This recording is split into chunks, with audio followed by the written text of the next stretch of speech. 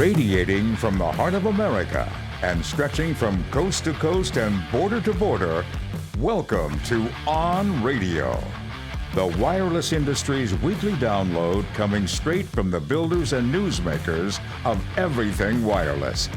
Your host is Jim Tracy, and this is OnRadio. Hey, wireless family, jumping aboard today on OnRadio. Today, we are actually coming to you with this technology across three separate time zones. We have the Hankster, our producer, on the Pacific time zone. We have Tyson, the mountain man Irish, coming to you from the mountain time zone. And I am somewhere in a warmer climate, which is easy to do, in the central time zone. So welcome to OnRadio. Our guest today is a super special guy. His name is Tyson Irish. And we could talk to him about growing up wireless because, well, he kind of did. He's worked for the family for a long time. We could talk to him about how cool it is to be a new dad. We could talk about how awesome it is to live in the mountains and do skiing and tower work and snowcatting and the weather in the Rockies and all that. Well, wait, that's what we're going to talk about. So Tyson, man, welcome to OnRadio. Thanks, Jim. Are you happy to be here? I am. I heard that you were a reluctant visitor, and so are you going to be shy on us, or are we going to have a cool conversation? No, I'll have a good one. All right. It's been a while, I think, since legacy radio days, but yeah. Okay. So, a quick story is we moved in to the mountain time zone via what we call a greenfield expansion into Montana some time ago. And you were like the reason that we had someone from our family like landing in Montana because you wanted to move from the city to the country. Is that accurate? Yes, sir. It is. Oh, sir, don't do that to me, man. I'm just Jim. So when you want to move to the city, when you want to move to the mountains from the city and you come to your boss and you go, yeah, man, I want to move to Montana. What did that feel like? I mean, it was about that journey. Yeah, it was definitely a game changer. I had some ideas. I mean, I grew up in the Rockies too, down state below in Utah. So had a good idea, but had never really worked in the mountains like this before. So yeah, there were some how do I put it? Learning curves, but yeah. We got to. The learning curves are always steep, but we call that training by trauma. And you've not only experienced some training by trauma, you've inflicted it on some people too. But that just comes with being that's part of being a mighty mountain man of Montana, isn't it? Yeah. You remember Scott first put that moniker on your place in Three Forks, Montana, and he called you guys the mighty mountain men of Montana, which is kind of got this really super cool mystique about it. But if you go over there and you experience the wintertime weather, it's kind of accurate, isn't it? Yeah, it's no joke. We're sitting on March 29th right now. Got 3 feet of snow last weekend, and there's some more in the forecast. So we're still very much in winter. Yeah. But it really speaks to the toughness of the people who work up in the mountains, because you don't just do regular, I'm going to go out and it'll be a little cold or be a little windy and we'll build a tower. Your preparation, the depth of your preparation. Tell us a little bit about that. How's your snowcat outfitted, and when you do backup plans, when you get a quad on tracks going out, and you have to have an out plan, and give us details on what makes it different in Montana. Yeah, definitely. Well, I'll start with coming from the Seattle side. We could stop by Tally, we could stop by Home Depot, we could stop by anywhere if you forgot pieces or parts. And then, so adding that, and then diving into the snowcat, diving into the remote access, these GPSs on our trucks are a huge lifesaver. We can kind of take a peek and, hey, that crew hasn't moved in a couple hours. Maybe we should get a hold of them. Stuff like that, super helpful. In our snowcat, we've got multiple devices. We've got a sat phone. We've got our inReach for communication, because sometimes we're working on sites that are down. We have an outage, and we got to have another way to communicate. So pre-flight checklist is very crucial on these snowcat outings, and even the side-by-sides. You don't want to get complacent and think, oh, it's just a couple miles up the road. Yeah. We want to be communicating with the crews and the project managers and construction managers. Hey, we're heading up the mountain now. Should be done in a couple hours. If you don't hear from us, try to get a hold of us. So come get us. Come get us. Snowcats are awesome tools, but just like anything else, they break. Side by sides, all of that. So, constant communication and those pre-flight checklists are so important. Yeah. Yep. People don't really understand. I mean, you can't really understand the geography of Montana until you've driven it. And I maintain that that's true. In a lot of ways, it's like Texas without mountains or really bad weather. Because how long does it take you to drive from Idaho to North Dakota? Yeah. Well, I know where we're hours? At. Yeah. I could go 8 hours in either direction and still be in Montana. Wow. And so definitely some miles, and we're kind of, as far as cell and everything, we're kind of the last to get any kind of upgrade from the bigger metro areas and stuff. So with that long extreme distances, communications is tough. Not a lot of coverage for sure. Yeah. So what happens when you take like 8 hours in each direction, then you put 14,000 foot mountains in the middle of it? Sometimes you got to drive around those mountains, especially when they're a national park. And they're closed during a lot of the winters and stuff due to snow. Some stuff, honestly, just can't even, you just have to wait till summer. You can't even get to them. It's just not worth the risk. And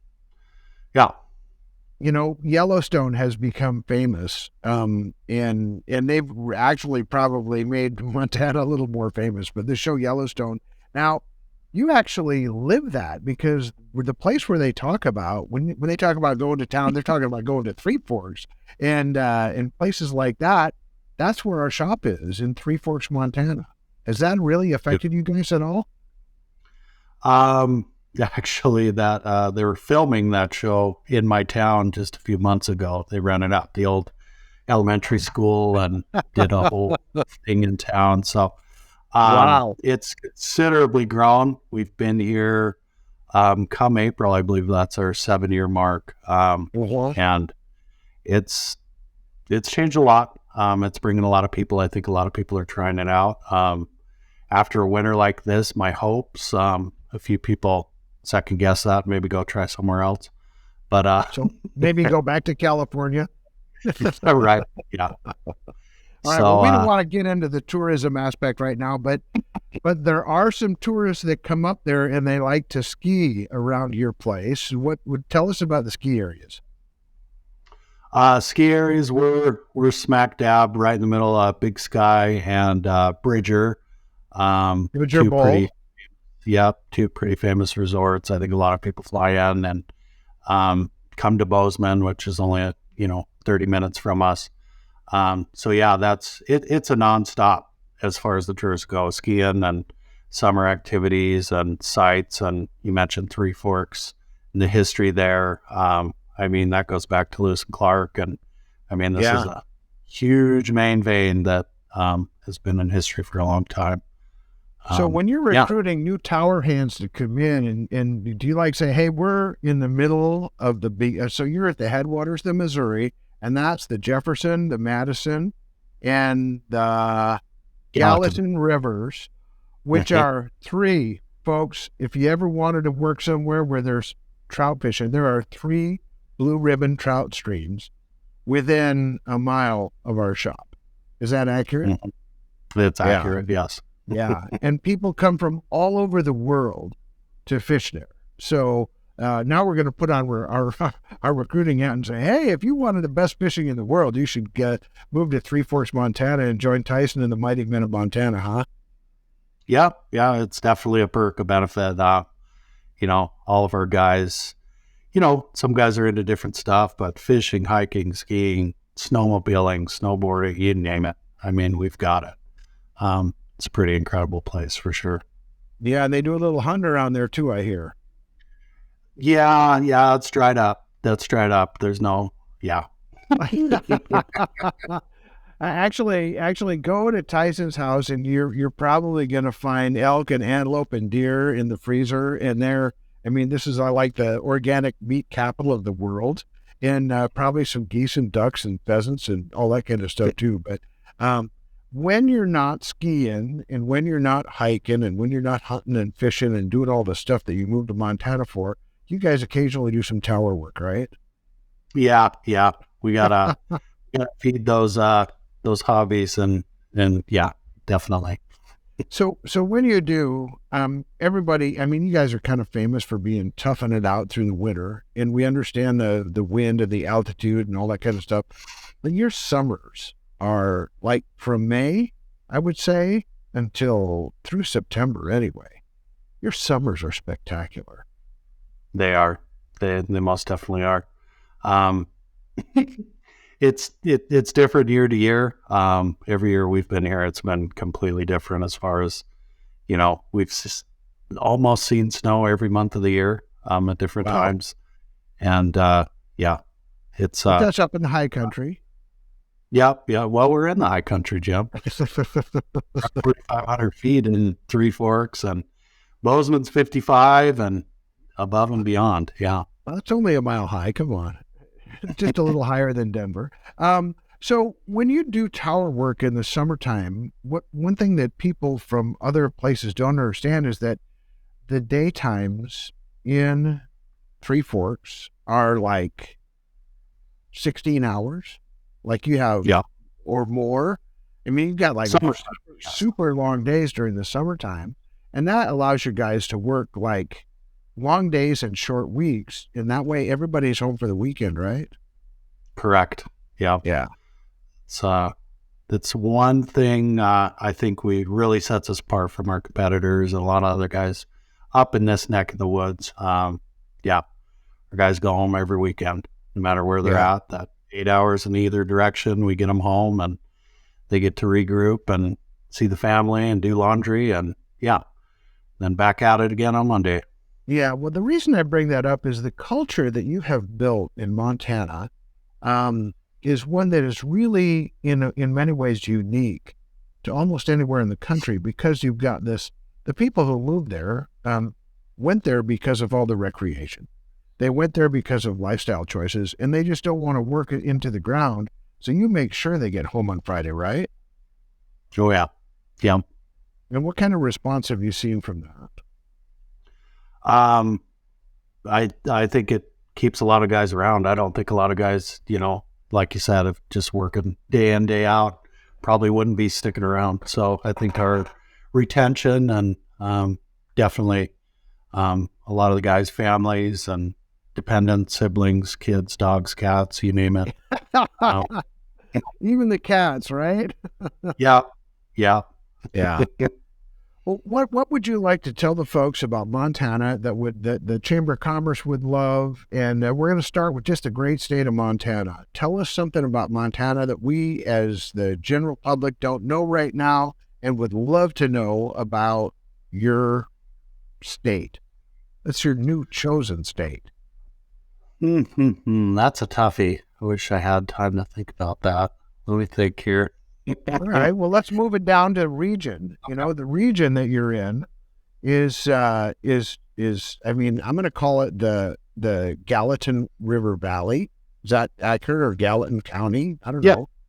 Fast growing county. Yep. Lots of opportunity. Lots of change. But but yeah, healthy too. It's not going to dry up and become a ghost town. Some of the towns in Montana you've seen kind of grow and disappear, and yeah, lots of opportunity, lots of growth.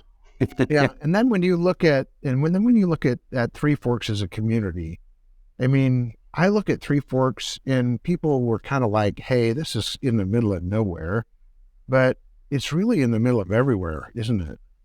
It is. Yeah, we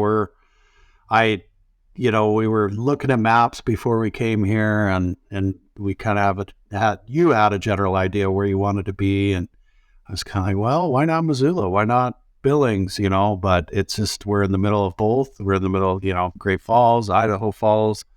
We're smack dab in the middle. We're a lot closer to a lot of the work. We're able to be pretty darn competitive with our customers and stuff because we're smack dab in the middle. Yeah. Well, one of the things that I have figured out about Montana is that if you're going to go do work there, you better go move there, and you better love living there. And that's really a hallmark of all the people that work over there with you, isn't it? Yeah, absolutely. Yep. You gotta enjoy it. Yeah, for sure. Well, we are really proud of all the mighty men of Montana, and we could use some mighty women of Montana because we don't have any, and we would love some. Is there anything else that you would like to wait? One of the things that's really cool about Three Forks is the rodeo. I mean, we have the state high school rodeo every year in our little town of Three Forks, don't we? Yep, absolutely, and it's a big deal. And it's a big deal. And we're part of the parade. We're actually one of the larger employers in the community now, aren't we? Absolutely. Yep. Yeah, that's terrific. Yep. All right. Well, Tyson, thanks for joining us on radio. We appreciate you coming and talking to us about the mighty men of Montana. And you're not gonna do any disservice because you've been pretty awesome in the Chamber of Commerce over there. You're gonna be pretty happy with you. But thanks for joining the On Radio family. And here's a salute. Let's all choose safety today. This is Jim, and I am out. Thanks for tuning in today, and join us every week. Tell your people to listen in and subscribe to On Radio, the voice of everything wireless.